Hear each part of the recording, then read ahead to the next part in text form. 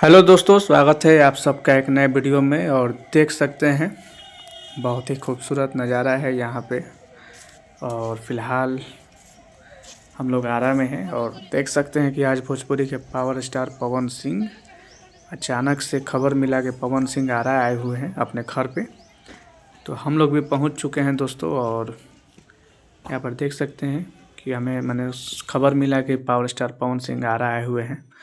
और ये आरा का रमना मैदान के पास महाराजा कॉलेज है, वहाँ का ये सीन है।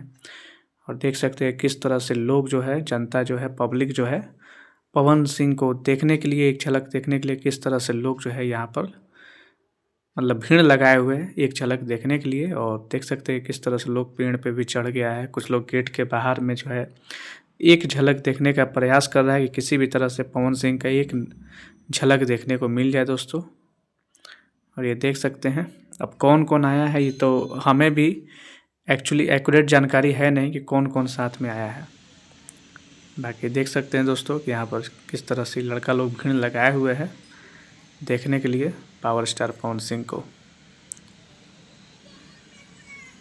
देखिए, हर कोई चाहता है कि अपने चहेते कलाकार, भोजपुरी के superstar power star Pawan Singh को एक झलक किसी भी तरह से देख ले। लोग यही देखना चाहता है। और पूरा जो है इधर एकदम जो है टाइट सिक्योरिटी भी है।